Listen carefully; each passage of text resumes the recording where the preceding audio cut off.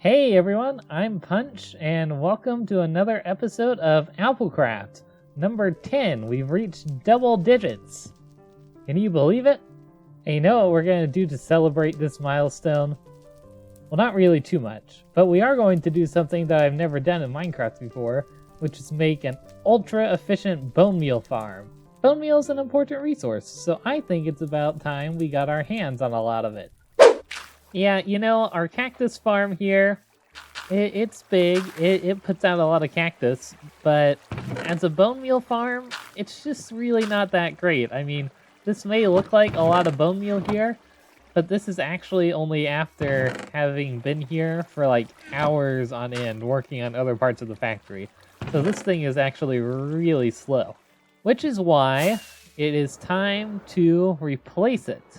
You can see that I've started building a bit of a moss-based bone meal farm up here. So the idea is that the dispenser here will bone meal the moss block, get some moss here on the ground, and then this right here, there's a stone generator here, which will push the stone blocks, which will break the moss blocks, and then there'll be some water coming out of the dispensers that'll wash everything to the center here. So this is heavily based on a design I first saw by Il Mango. It's pretty similar to his design. It's not nearly as efficient though, because it's not the same. But I'll put a link to his video down in the description if I remember. But one thing that I did not change, which I think is just an amazing piece of redstone engineering, is this part right here. Which, now that I'm looking at this, I have built this wrong right here. On these three right here. Well, we can look at this one here. This is a bit embarrassing. So this thing right here is just supposed to be the thing that will end up bone mealing this so that we have some moss down here on the bottom. But the thing is, if you try to do the moss thing whenever there's something on top of the moss block, it doesn't work. I'm clicking right now, but nothing's happening. Take off the grass, it works again. Whenever this piston activates, it'll go down, destroy this block here, and then come back up and power the dispenser and the dropper. So the dispenser will hit the moss will go everywhere, and this dropper here will put some more bone meal into the dispenser. I tried doing something different here, but I was just like, no, this is the best way. There's no way to improve on this. This is just an amazing, beautiful piece of redstone engineering by Il Mango. So now I've got these four modules here mostly built. Still gotta hook it up to some timers and some other redstone.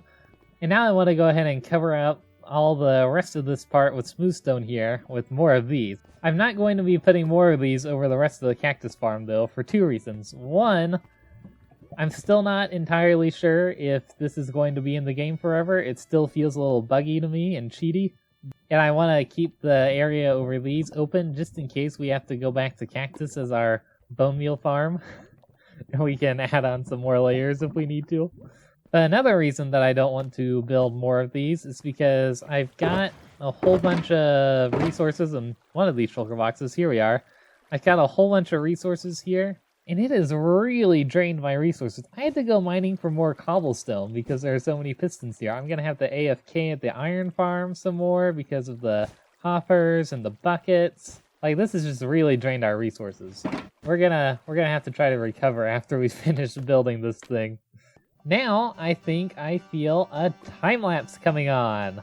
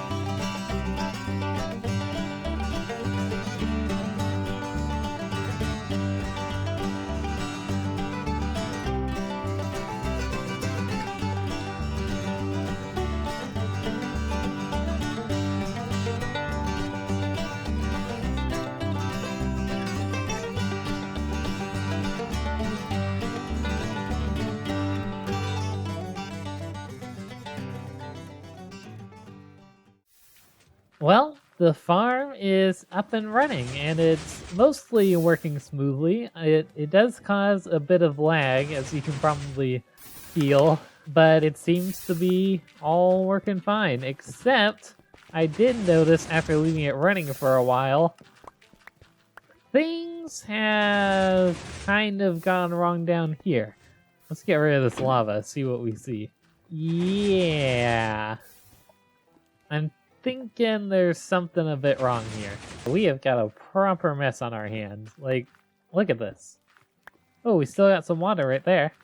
How did that survive?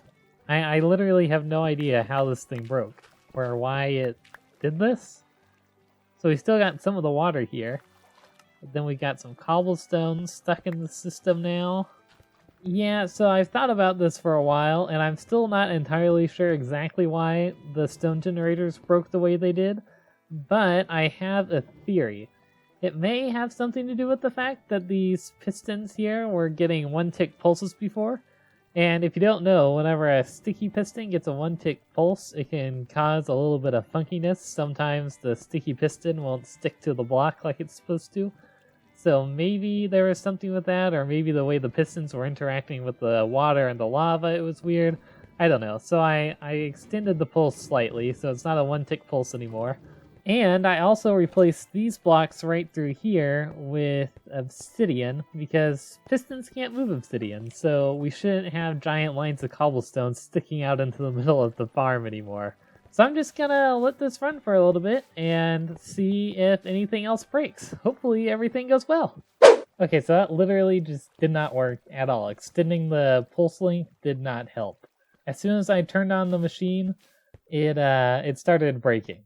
Like, you can see all the cobblestone here. Things just aren't going very well here still. So I took a replay recording of what was going on so we could try and figure out what's happening here. So you can see the stone get pulled back and pushed down and pushed forward, except on the edges there, you'll see there's still some stone there. Well, that's because there probably weren't any moss blocks to replace on the edges of the bonemeal farm, and so, you know, the pistons couldn't push anything forward, so the stone just got left there. Now we see it get activated again, and since there was already some stone on the edges there, we have some stone starting to build up in there, because there hasn't been any more moss added since the last time the pistons pushed. And now, on this third time, you can see the problem.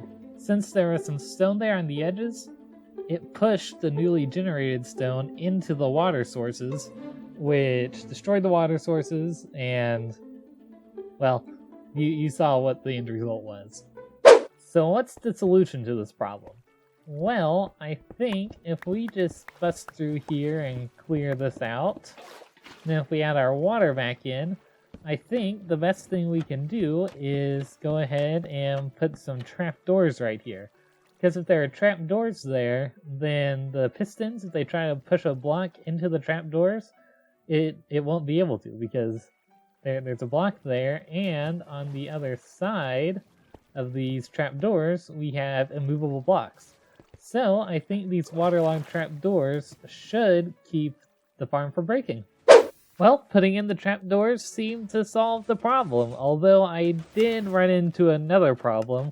For some reason, the pistons on the bottom row were not activating sometimes, like they would freeze up. So I did have to go and add in another line of redstone right here to activate the bottom pistons, rather than just relying on the top line up here. Now I've hooked up the farm to our storage room here. It's all coming in through right here. The storage room is really starting to fill up. I imagine we're going to put the green dye in this slot right here, and then eventually we're going to put in some lime dye over here, I think, and this whole side of the factory will be complete. Okay, I've AFK'd here for a little bit more, and I have run into one other issue. There's still occasionally cobblestone coming out of the stone generators. I'm not sure why, but it doesn't seem to be breaking the farm that much. It'll slightly reduce efficiency, but not by much. So, you know, I've been working on this farm for so long now, I'm just gonna leave it for now. We can fix that later. So yeah, this is how many bone blocks we got after AFKing there for a little bit. It seems that the farm outputs about 7 stacks of bone blocks per hour, which is just an insane amount of bone meal. I don't think I've ever had this many bone blocks all at once on any survival world before. But you might be wondering, hey Punch, where are you? And well, that's a good question, because I don't think I've ever shown this place on camera before. This here is community storage. So this is where I've been bringing a whole bunch of resources for Daxty and I to be able to both use together. If Daxty needs like some dirt, for example, he can come and grab some dirt. If he needs some cobble, well, he can't grab any cobble because there is no cobble. But you know, you get the idea. I built this place a long time ago off camera, like maybe between episodes 3 and 4, but I've just never really found a good place to fit it into an episode. You could obviously see it in the background of our school episodes, but yeah, now you know what this place is. Well, I'm glad we finally got that bone meal farm done. It took a lot longer than I expected, but it'll be a really big help in the future for all things we need for bone meal, which is actually more than you might think. And you know what one thing you can use bone meal on is? Glowberries, or cave vines. Did you like that segue there? It's a pretty great segue, wasn't it? Yes, I wanted to get my hand on some glowberries because I'm thinking we're probably going to want to use them in future projects, but we don't have any right now. So I went to a mine shaft to look for some, but on my way, I found something else in the depths of the ocean. Guys, look, it's an axolotl in its natural environment killing a glow squid. Ah, you got him. I think we're gonna follow suit because I kind of want some glowing. We haven't gotten any yet. Aha! Our first glow squid killed. Okay, we made it to a mine shaft, and now we just need to find a chest with the glowberries in it. I've been collecting iron and copper along the way as I've been exploring, looking for a mine shaft. I'm gonna take the strip stone too. Ooh, that's the first set of logs I've seen generate in an abandoned mine shaft. It's new in 1.17. You know, one thing I've seemed to have learned from caving here, going looking for a mine shaft, is that it seems like it's a lot easier to get copper whenever you're caving instead of strip mining. I've done a little bit of strip mining off camera, trying to get more copper, but it just doesn't seem to... I just don't seem to get too much copper from it. It seems a lot faster caving. I'm gonna be honest, I kind of expected to have found a chest by now, but still nothing. There's gotta be a chest somewhere in here. I'm guessing we've made our way into a taiga, guessing by the way the fern is here. A chest! Guarded by a spider and a creeper. We are not going to have you sneak up on us. Oh. Okay. Glowberries. Are we gonna get them? No, we're not. Well, that's unfortunate. Alright. Goodbye to you. There's gotta be another one somewhere in here, right? Wow. Oh my goodness. Ah, good. They're gonna fight each other. Maybe? No? What's going on down there? Oh, the spider and the skeleton down there are fighting each other. Ooh, now these guys are fighting. Who's gonna win? Skeleton one down here, right? Yeah. He's gonna do it. Ah, we have a winner. Okay, now you're dead. Another chest. Is this one gonna have glowberries? No. Still no glowberries. Alright, now they're dead. Well, unless there's something else to this mineshaft that I have yet to find, I think that's about all this mineshaft has to offer. Have chests always been that rare in mineshafts? I don't know, it seems like they used to be more common. I think I'm gonna go and drop off all this stuff at Mushville, and then go find another mineshaft. Guys, I was on my way back to Mushville, And look at what I came across. It's a pillager outpost. I don't think I've ever actually encountered one of these in the wild before. This is my very first one. I don't go exploring very often. I thought there's supposed to be an iron golem in the cages. Got some pumpkins over here. I better keep moving or else this is gonna go badly. Ooh. Ah, bottle of enchanting. I don't have any inventory space for it. Oh well. Yeah, this is really cool. I've never found one of these before, which is surprising considering how long I played this game, but yeah, I don't go exploring very often. We might make a totem farm out of this or something at some point.